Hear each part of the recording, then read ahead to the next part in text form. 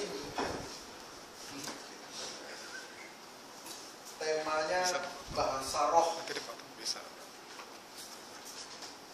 Kita coba lihat ayat yang kontroversial. Bahasa roh ini di dalam Alkitab tidak lebih disebutkan dari 20 kali.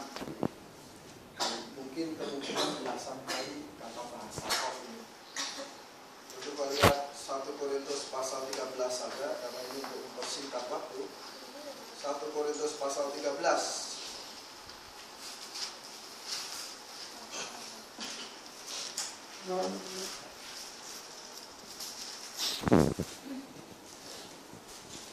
Kita baca dari ayat 8 sampai dengan ayat 13.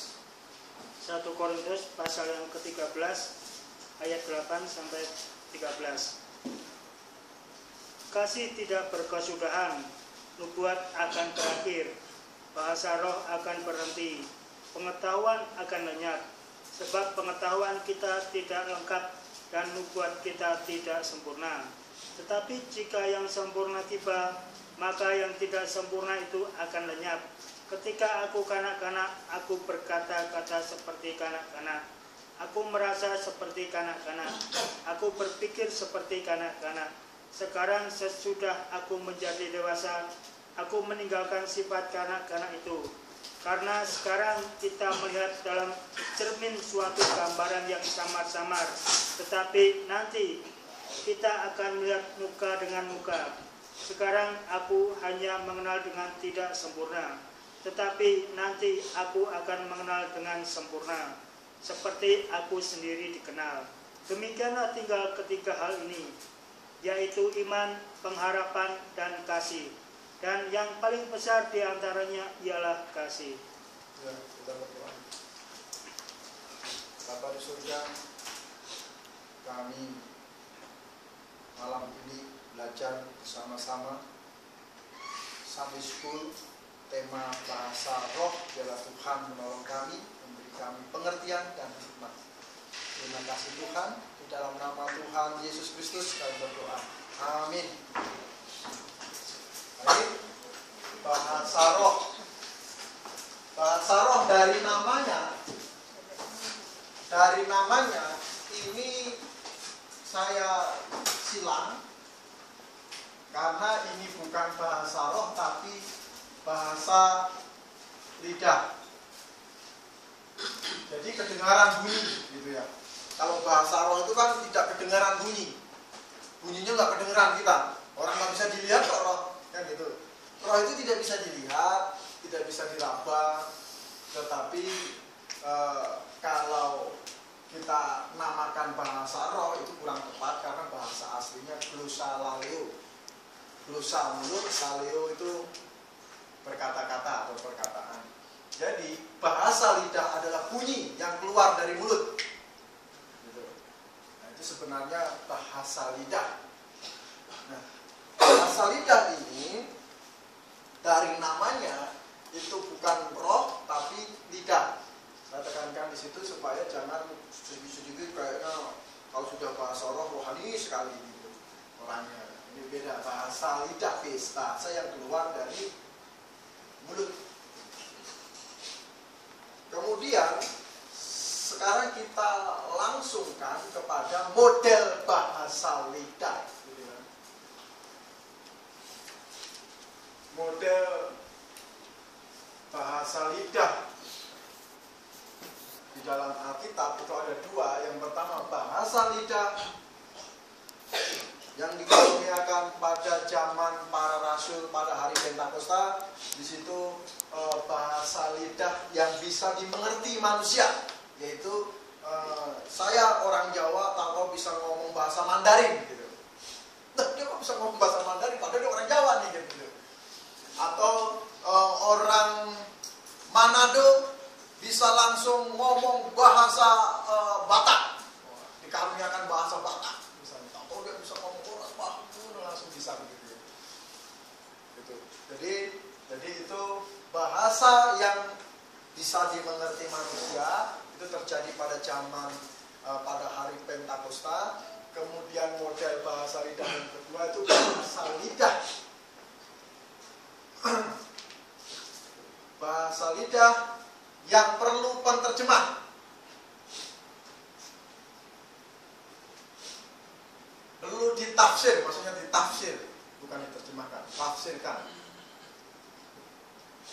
Jadi bahasa lidah yang kedua inilah, nah ini yang sekarang kita akan dalami, karena bahasa lidah yang kedua inilah bahasa lidah yang populer, yaitu bahasa lidah yang harus ditafsirkan bunyinya. Mungkin bunyinya itu aneh gitu ya, sampai kelihatan orang di luar sana kelihatan kita itu seperti orang gila. Karena apa? Karena bahasanya begitu aneh. Nah, yang ini yang perlu ditafsirkan. Ini bahasa lidah, fenomena bahasa lidah yang terjadi di dalam Alkitab. Jadi, saya tekankan, saya garis bawahi seumpama. Nah ini, seumpama. Sekarang ini zaman Alkitab. Jadi seumpama ini ya, ini zaman Alkitab.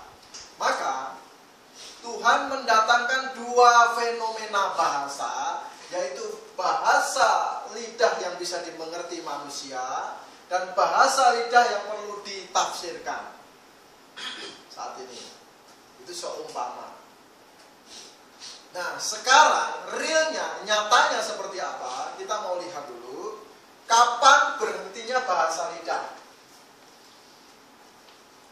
Ini saya mau tekankan kapan, jadi besar-besar.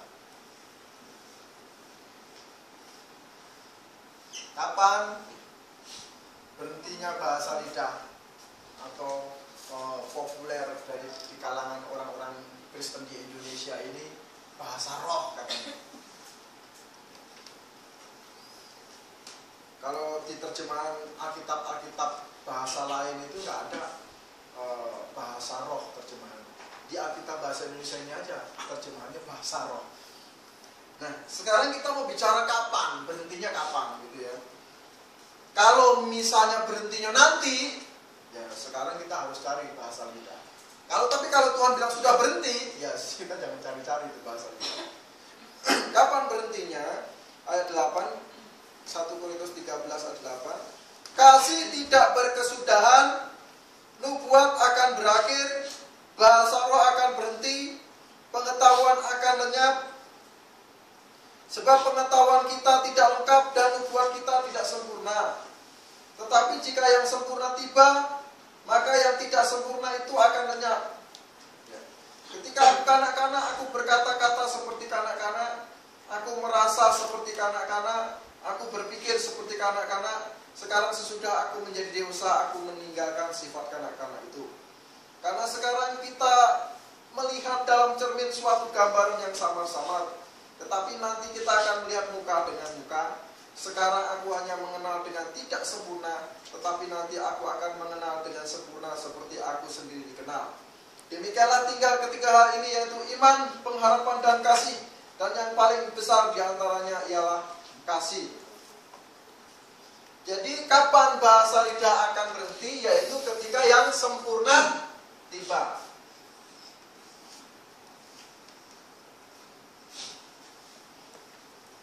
Yang sempurna tiba.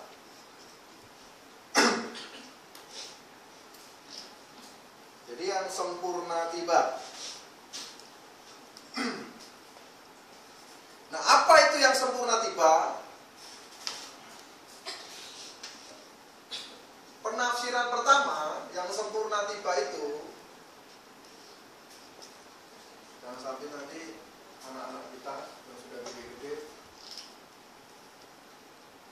pengajarannya nggak jelas, penangkapannya nggak jelas, tahu-tahu diajak temannya ke gereja yang bisa bahasa lidah, dia sendiri berbahasa lidah, bingung lah kita.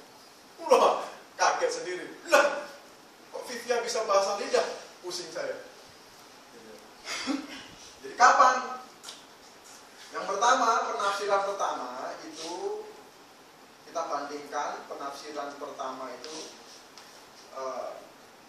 adalah ketika Tuhan Yesus datang kedua kali. Ini saya gambar. Tuhan Yesus datang kedua kali. Tuhan Yesus datang pertama kali itu pada waktu disalib. Nah ini. Datang kedua kali nanti jemput kita. besok, mungkin kapan, begitu ya. Nah ini penafsiran pertama. Jadi kapan bahasa lidah akan yang sempurna itu tiba? Yang sempurna tiba itu menurut penafsiran pertama itu adalah Tuhan Yesus datang kedua kali. Jadi simpelnya di sini ini kita berdiri di sini. Ini kita masih ada nubuat.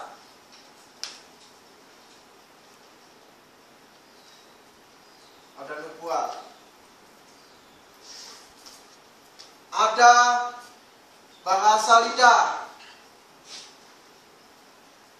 Ada karunia pengetahuan. Karunia pengetahuan itu pada waktu pemilu kemarin. Itu bukan karunia pengetahuan, itu bukan 4 tambah 4 sama dengan 8, bukan begitu. Tapi pengetahuan di sini ini berhubungan dengan seperti waktu kita pemilu presiden. Itu kan banyak hamba Tuhan yang bilang, saya melihat keagungan bangsa Indonesia ini ada pada Tuhan memilih pada satu presiden nomor berapa? Nomor 1 misalnya, nomor 2. Nah itu kan banyak hamba Tuhan yang begitu. Itu karunia pengetahuan ya, itu Tuhan datangkan langsung itu sama pendeta-pendeta itu.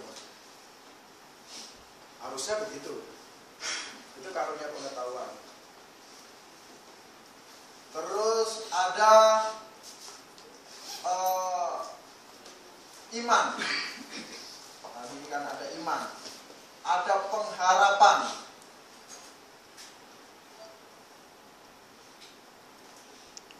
Ada kasih.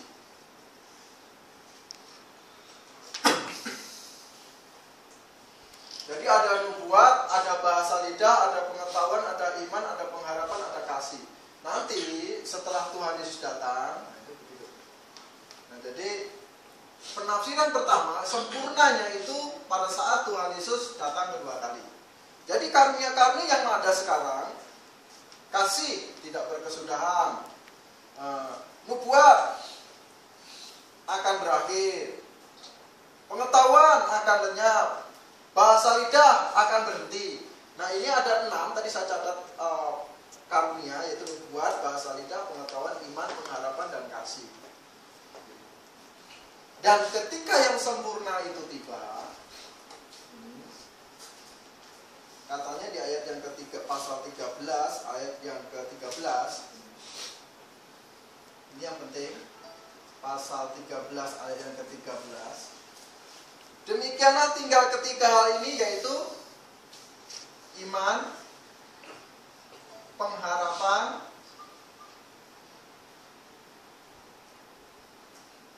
dan kasih.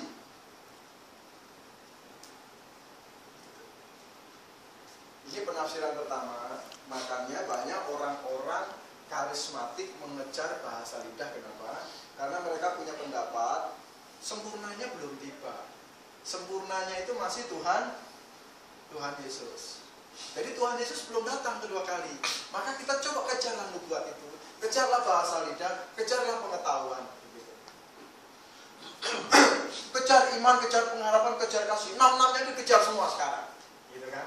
Kenapa? Karena penafsiran pertama yaitu apa? Yaitu Tuhan Yesus, sempurnanya itu Tuhan Yesus datang kedua kali itu nanti. Nah, ini saya mau ajak kita merenung. Nah, tetapi di pasal 13 ayat ke-13, demikianlah tinggal ketiga hal ini, yaitu iman, pengharapan, dan kasih. Itu sisa, meno bahasa aslinya.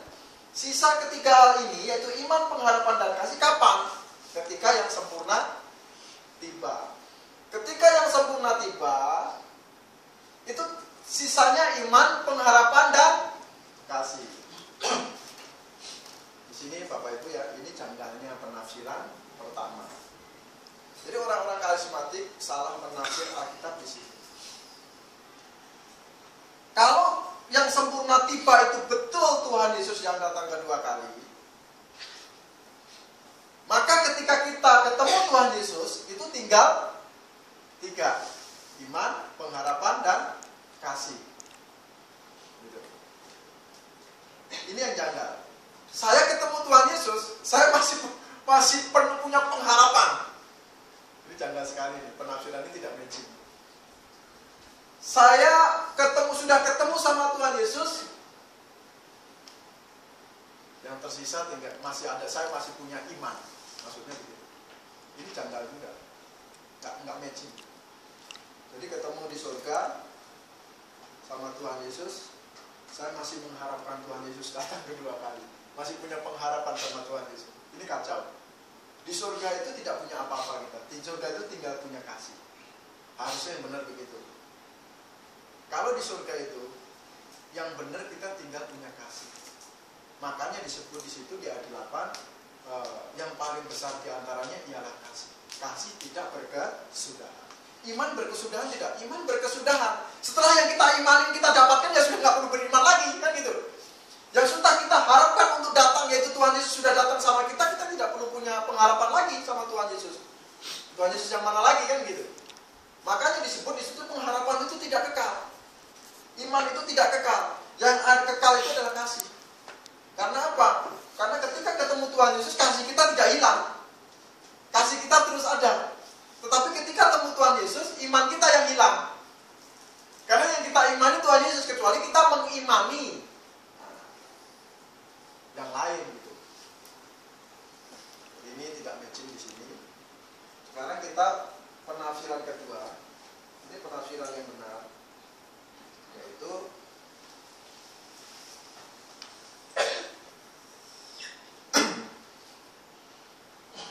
ini Tuhan Yesus datang kedua kali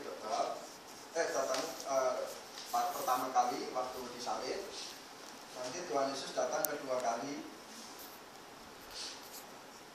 Yang benar penafsirannya itu harus di sini harus ada kasih, itu saja. Kalau mau benar penafsirannya, pada saat Tuhan Yesus datang kedua kali, yang tersisa adalah kasih. Itu harus begitu. Kalau sisanya yang lain-lain itu salah ini. Harus kasih, karena kasihnya adalah kekal. Kasih itu kekal. Terus penafsiran kedua ini, yang sempurna ini Alkitab atau kitab Pewahyuan selesai ditulis. Jadi Alkitab dari Wahyu 22 ayat 21 selesai ditulis. Ini yang sempurna.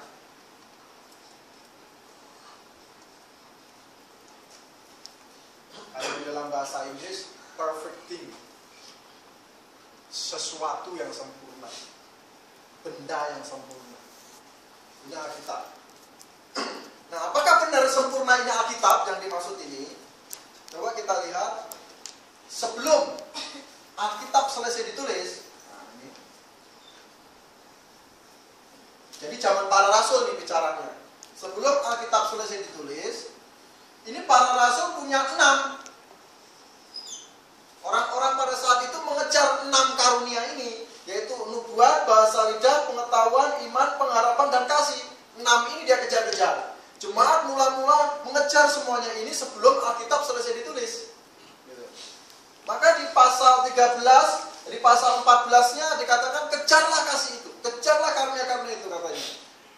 Kejarlah kasih itu dan usahakanlah dirimu memperoleh karunia-karunia roh katanya. Di pasal 14. Suruh mengejar. Para rasul pada saat itu suruh mengejar karunia-karunia ini. Kenapa? Karena yang sempurna belum tiba. Yaitu Alkitab. Nah, sekarang zaman kita Alkitab sudah selesai ditulis. Ini Alkitab ini sempurna. Kenapa kita harus mati-matian untuk membela, mempelajari firman Tuhan, mempelajari Alkitab? Karena Alkitab itu begitu luar biasa, kitab yang luar biasa. Nah, ini kita sekarang ada di sini. Ini menggenapi 1 Korintus 13 ayat 13. Demikianlah ketiga hal ini. Jadi kita sekarang punya 3. Iman, pengharapan, dan kasih. Kelak, saya yakin seyakin-yakinnya, di kemudian hari anak cucu kita, kalau mereka bisa berbahasa lidah, saya jamin sekali itu mereka salah menafsir ayat ini. Anak cucu kita nanti bisa berbahasa lidah, bisa bernubuat segala macam begitu. Saya jamin, saya yakin seyakin-yakinnya melanggar firman Tuhan di sini. Jadi yang pertama, yang penafsiran yang kedua, zaman para rasul itu yang sempurna belum tiba, punya 6, yaitu nubuat, bahasa lidah, pengetahuan, iman, pengharapan, dan kasih.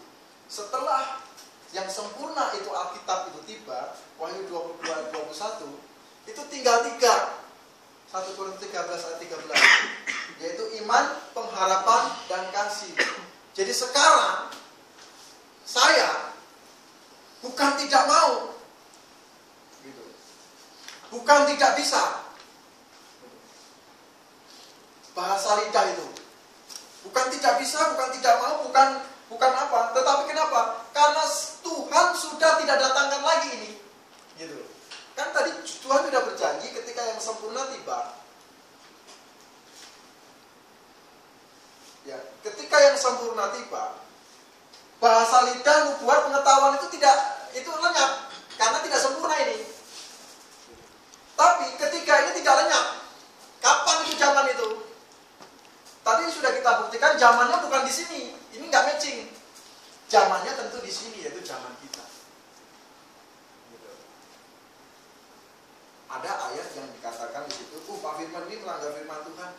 Di situ ada ayat dikatakan jangan ada orang melarang orang berbahasa lidah. Ada ayatnya. Jangan melarang orang berbahasa roh, berbahasa lidah. Oh betul. Pada zaman para rasul tidak mau melarang mereka. Karena itu salah satu karunia yang didatangkan Tuhan. Tetapi ketika Tuhan sendiri sudah melarang, nah gitu. Kan gitu ya. Tuhan sendiri sudah bilang loh, bahasa lidah itu bukan dipakai selamanya loh ya. Bahasa lidah itu akan berhenti sendiri nanti kapan gitu ya. Ketika yang sempurna tiba. Nah jadi yang sempurna tiba itu Alkitab. Sekarang kita, orang-orang Kristen yang benar, yang lahir baru itu punya 3. Yaitu iman, pengharapan, dan kasih. 3. Saat ini kita punya 3. Nah, nanti kalau Tuhan Yesus datang kedua kali, itu menggenapi di 1 Korintus pasal 13 ayat 8, kasih tidak berkesudahan. Dan 1 Korintus 13 ayat 13c, yang paling besar diantaranya ialah kasih. Kenapa? Karena di sini ada kasih, di sini ada kasih, di sini ada kasih. Kenapa bahasa lidah tidak dibilang yang terbesar? Kenapa? Karena di sini ada bahasa lidah, di sini tidak ada bahasa lidah, di surga tidak ada bahasa lidah. Kenapa pengharapan tidak disebut yang terbesar? Karena di sini sekalipun ada pengharapan, di sini ada pengharapan, di surga sudah tidak ada pengharapan lagi. Karena yang sudah kita harapkan semuanya nyata di sini. Kenapa tidak disebutkan iman itu yang paling besar? Kenapa? Karena di sini punya iman, di sini punya iman, di surga kita tidak membutuhkan iman lagi. Karena yang kita iman itu sudah bersama-sama kita, yaitu Tuhan Yesus. Tapi kenapa kasih itu tidak berkesudahan? Karena di sini punya kasih, di sini punya kasih, dan sini juga tinggal kasih. Kenapa? Karena kasih itu adalah sifat dari orang-orang lahir baru dan sifat dari Tuhan. Ketika kita diizinkan untuk bersama-sama Tuhan di surga, watak itu sudah menyatu, sifat itu sudah menyatu, yaitu melalui kasih. Maka disebutkan di dalam Alkitab, kasih itu selalu agape, kasih yang dari Tuhan, bukan kasih phileo, kasih sesama manusia, bukan kasih eros, kasih sesama lawan jenis, bukan kasih storge, kasih antar orang tua dan anak dan lain sebagainya begitu ya. Nah jadi kalau kita menafsirkan bahasa lidah itu sebagai pembenaran sekarang kita bisa berbahasa lidah dengan mengatakan yang sempurna itu pada zaman Tuhan, pada saat Tuhan Yesus datang kedua kali, ini tidak matching di sini. Bertentangan di sini. Tetapi kalau kita menafsirkan yang sempurna itu adalah Alkitab, maka sekarang ini kita memegang teguh Alkitab, pegang teguh Alkitab, di mana Alkitab ini buku yang luar biasa. buku yang kalau bukan orang lahir baru, nggak mau dia belajar ini serius. Ini Alkitab. Kalau orang itu belum lahir baru sungguh-sungguh, dia nggak mau menggali Alkitab ini. Aneh kan? Padahal buku luar biasa. Ini Alkitab. Cirinya gampang kalau orang lahir baru. Mau nggak dia belajar Alkitab? Dia masih ogah-ogahnya lagi, masih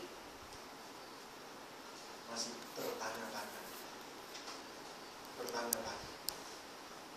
Jadi dari bahasa lidah saat ini itu sudah berhenti sendiri. Nah, ini aslinya begitu bahasa aslinya. Sudah berhenti sendiri. Kenapa berhenti sendiri? Kalau berhenti sendiri berarti dia sudah bosan. Bahasa lidah itu. Kenapa bisa berhenti sendiri? Karena begini. Karena nubuat itu sudah di stop. Yang bahasa asli itu begini. Nubuat ini di stop Tuhan. Pengetahuan ini di stop Tuhan. Bahasa lidah tidak di stop Tuhan, tapi berhenti sendiri. Nah, aneh kan? Nah, ini perlu pikirnya begini. Kenapa begitu? Karena begini. Ibaratnya nubuat itu adalah pewahyuan. Nubuat itu adalah bensin. Nubuat itu adalah bensin. Bensin non subsidi. Minyak tanah, bukan bensin, minyak tanah lah yang gampang. Nubuat itu adalah minyak tanah. Dulu zaman kita ini banyak sekali minyak tanah di mana-mana, sampai ada penjual minyak kan begitu, di gang-gang masuk ke minyak kan begitu. Sampai agen-agen minyak tanah semua ada di situ. Nah, kalau Tuhan sudah stop nubuat, sudah stop pewahyuan, itu sama seperti pemerintah sudah stop minyak tanah. Otomatis tukang minyak tanah itu berhenti sendiri. Dia nggak mau jual lagi minyak tanah. Nggak bisa dapat dari mana minyak tanah itu. Nggak ada lagi orang jual minyak. Loh, kok kamu masih jual minyak dari mana, Pak? Nggak mungkin dong. Pemerintah sudah nggak datangkan lagi kok. Sama. Nubuat sudah di stop Tuhan, pengetahuan sudah di stop Tuhan, otomatis bahasa lidah itu berhenti sendiri. Kenapa? Sama seperti tukang jual minyak. Udah nggak ada lagi minyak dia dapat. Nah, kecuali kita dapetin orang, Pak, kok masih bisa dapat minyak? Kecuali begitu. Sama, sekarang dapat bahasa lidah. Loh, kamu dapat bahasa lidah dari mana? Dari mana gitu, nggak ngerti gitu. Yang jelas bukan dari Tuhan, udah itu sumbernya udah stop kok.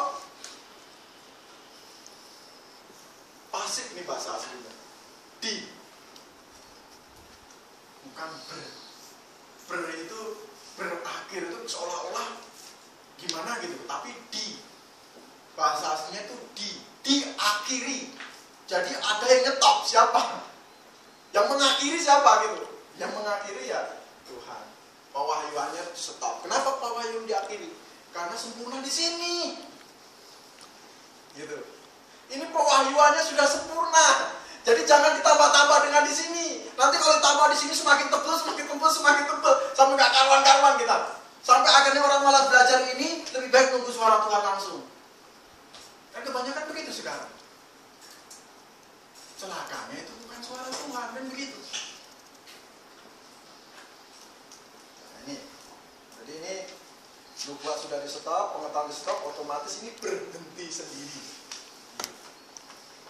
Orang berbahasa lidah itu berhenti sendiri. Kenapa? Sudah tidak dapat lagi wahyu dari Tuhan. Sudah stop pewahyuannya. Nah, yang paling benar, paling tepat dan dapat dipertanggungjawabkan adalah penafsiran kedua, yaitu pada zaman para rasul yang sempurna belum tiba. Maka mereka mengejar 6 karunia ini, termasuk nubuat, bahasa lidah, pengetahuan, itu semua jemaat mengejar karunia itu. Diwajibkan, diharuskan, kejarlah karunia, karunia roh dan sebagainya. Nubuat, bahasa lidah, pengetahuan dikejar semuanya. Gitu. Tapi sampai pada yang sempurna tiba, yaitu Alkitab. Atau bahasa penjelasannya sampai pewahyuannya sempurna. Kalau pewahyuannya sudah sempurna, maka karunia yang berhubungan dengan pewahyuan stop. Tinggal iman, pengharapan, dan kasih. Itulah yang kita miliki sekarang. Orang Kristen sekarang tidak perlu kekurangan senjata. Wah, cuma punya iman, pengharapan dan kasih, kurang itu. Gak ada karunia ini, nubuat, karunia bahasa lidah, gak ada itu katanya. Kayaknya kurang senjata. Enggak juga. Justru senjatanya ada pada itu. Iman, pengharapan, dan kasih. Nanti Tuhan Yesus datang kedua kali, iman pengharapan pun hilang, tinggal kasih. Jadi tinggal satu, yaitu kasih. Sekarang kita ingat 6, 3, 1. Saat ini kita ada 3, nanti kita ada 1. Sampai kapanpun sebelum Tuhan datang kedua kali, sampai ke anak cucu kita harus mengajarkan orang Kristen punya 3, orang lahir baru punya 3, yaitu iman, pengharapan, dan kasih. Jangan cari-cari yang lain. Oke. Ke gereja yang pilih yang lebih rame, lebih banyak, lebih semangat. Pulang-pulang dia bisa di kamar bisa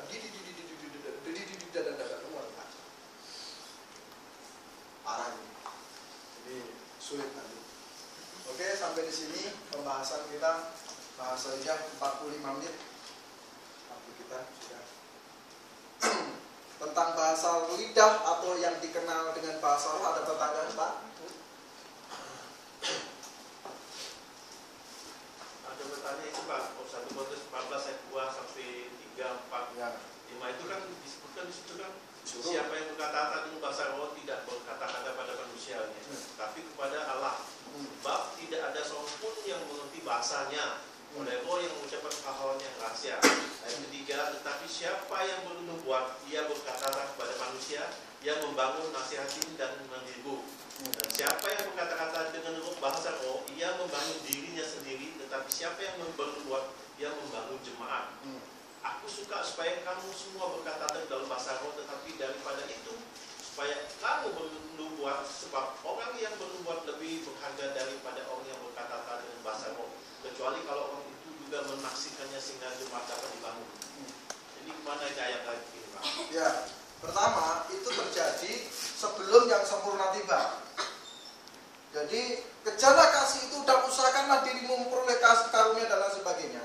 Itu disuruh kejar karena apa? Karena yang sempurna memang belum tiba pada saat itu. Jadi pada zaman para rasul itu kan masih proses pewahyuan. Tuhan menurunkan wahyunya untuk ditulis oleh para rasul. Dalam proses seperti itu berjemaat tetap berjalan terus. Dan dalam proses berjemaat itulah Tuhan memberikan karunia-karunia pewahyuan ini. Karunia-karunia pewahyuan ini diberikan karena kitab ini belum, atau Alkitab ini belum di tangan mereka, istilah kasarnya, atau yang sempurna ini belum tiba. Itu yang pertama. Yang kedua, dari ayat ini juga bisa dibuktikan bahwa kalau kita cek dari bahasa aslinya, kita bisa jelas siapa yang berkata, ayat 2, siapa yang berkata-kata dengan bahasa roh tidak berkata-kata kepada manusia tetapi kepada Allah. Sebab tidak ada seorang pun yang mengerti bahasanya, tidak ada seorang pun yang mengerti bahasanya, katanya. Oleh roh ia mengucapkan hal-hal yang rahasia. Nah, ini dari bahasa aslinya jelas sekali. Yang dimaksud itu bukan seolah-olah kan sekarang ini kejadiannya kan aneh. Orang dapat bahasa lidah, si belak-belak misalnya. Nah, itu ya. Pikirnya dia itu dia bahasa seperti dalam Alkitab. Padahal bukan. Bahasa dia itu orang lain nggak ada yang tahu. Di dada aja bunyinya apa itu kan gitu. Sikilaba ini orang pada nggak tahu artinya apa. Tetapi dia sendiri juga nggak tahu. Apa itu? Gitu. Apa itu? Coba tanya orang yang suka berbahasa lidah itu. Ngomong apa kamu tadi? Maksudnya apa kamu yang mengucapkan? Atau apa? Kalau dia jawabnya, jangan, rahasia. Ini berarti dia benar Alkitab dia ini. Karena apa? Karena dia tahu apa yang dia ucapkan sesuai sama Tuhan itu rahasia. Boleh Roh ucapkan. Tapi kalau jawabannya nggak tahu, yang penting sukacita. Ini kesurupan ini. Ini kesurupan. Kenapa? Karena dia sendiri juga nggak tahu. Orang lain nggak tahu, dia sendiri juga nggak tahu. Mungkin iblis juga nggak tahu. Karena iblis cuma kasih ocak-ocakan, ya ocak kan kalau begitu. Tapi di dalam pasal 14 ayat 2 ini jelas ini. orang lain tidak tahu, dia tahu. Ini hal yang sangat rahasia. Tuhan ungkapkan melalui Roh Kudus, ungkapkan kepada Tuhan langsung. Gitu. Itu rahasia. Nah, jadi dia tahu apa unek-unek dia yang sudah disampaikan kepada Tuhan, itu tahu. Itulah rahasia katanya. Oleh Roh dibantu. Sebenarnya tidak terucapkan juga gitu. Terkatakan juga, maksudnya begitu. Wah, plong kan gitu. Jadi dia tahu. Ini di bahasa aslinya jelas sekali. Maka orang lain tidak tahu. Tapi sekarang ini bukan hanya orang lain, siapapun, termasuk dirinya. Dirinya tidak tahu, orang lain tidak tahu, bahkan siapapun tidak tahu. Ini kesimpulan. Ini jelas beda. Ini yang penjelasan dari pertanyaan Pak Apeng tadi. Jadi tadi suruh kejar karena yang sempurna memang belum tiba pada saat itu. Tapi kalau sekarang kita mengakui ini Alkitab sempurna, ini Alkitab ini sempurna, maka kita tidak perlu kejar itu lagi, karena kita sudah diberikan Tuhan 3 kelengkapan yang luar biasa, yaitu iman, pengharapan, dan kasih. Ini yang membawa orang Kristen saat ini. Saat ini. Ada pertanyaan lain, Pak?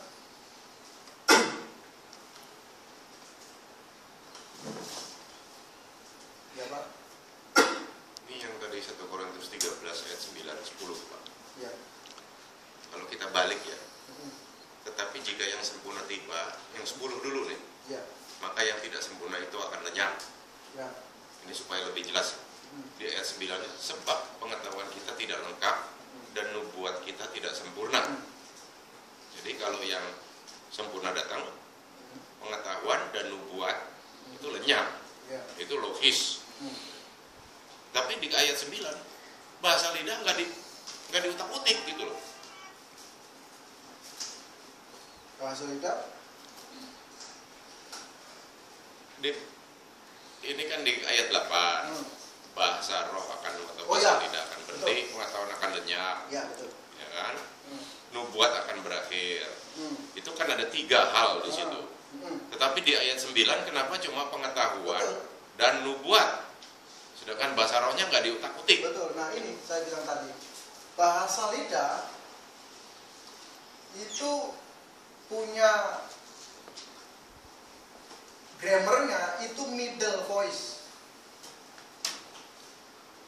Jadi middle voice itu kasus di mana saya katakan tadi secara mudah dipahaminya itu begini, itu berhenti sendiri. Tetapi di ayat 9 itu begini, sebab pengetahuan kita tidak lengkap dan nubuat kita tidak sempurna. Jadi Tuhan mendatangkan gitu ya, nubuat itu tidak lengkap. Gitu. Tuhan mendatangkan nubuat itu tidak lengkap kepada seseorang. Tidak bisa lengkap memang. Contoh, Daniel. Tuhan datangkan nubuat sama Daniel. Apakah lengkap? Tidak. Nubuatan Daniel itu semua detil lengkap sampai 1 kali 7 masa. Tetapi masa kita ini tidak diperlihatkan oleh Tuhan, jadi nggak lengkap. Jadi pengetahuan itu, nubuat pengetahuan itu Tuhan datangkan, maksudnya itu tidak lengkap kepada seseorang. Gitu. Karena apa? Itu berhubungan dengan kontemporer atau sejaman, sewaktu. Layanan itu sejaman, sewaktu, itu namanya disebut sebagai dispensasi. Jadi sejaman, sewaktu, begitu. Pada zaman Daniel diperlihatkan sampai 1 kali 7 masa, tetapi masa gereja atau masa jemaat kita ini nggak ada. Gitu. Pada saat itu juga dia menubuatkan kecil gitu, menubuatan kecil-kecil banyak sekali.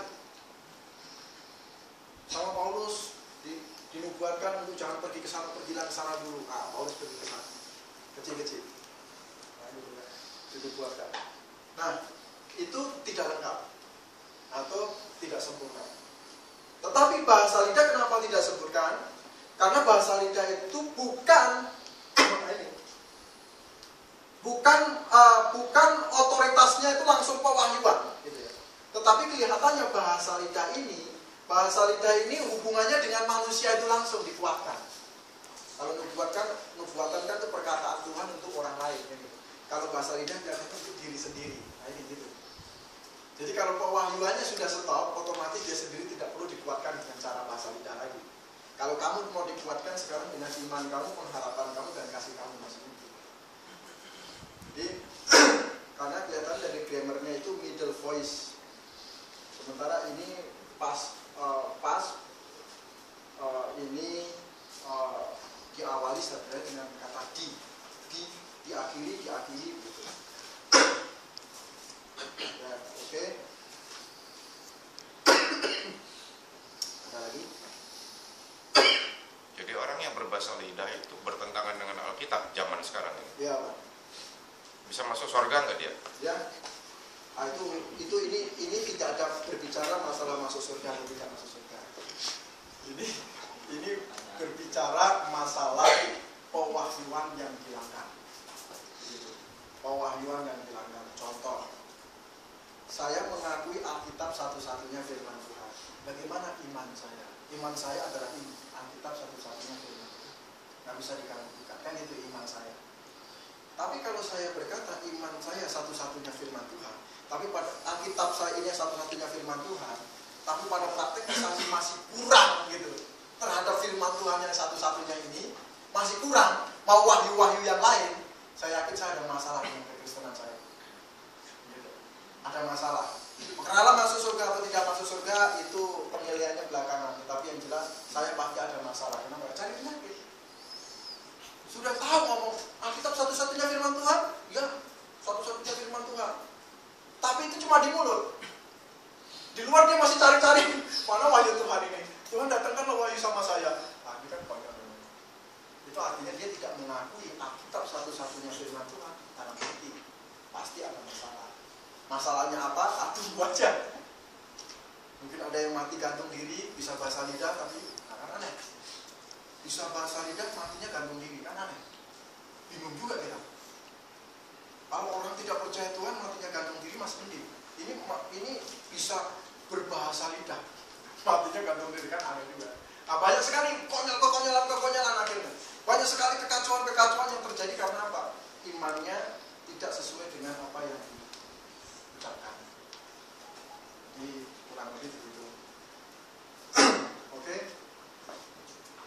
Sampai di sini kita akhiri tema kita. Mari kita berdoa.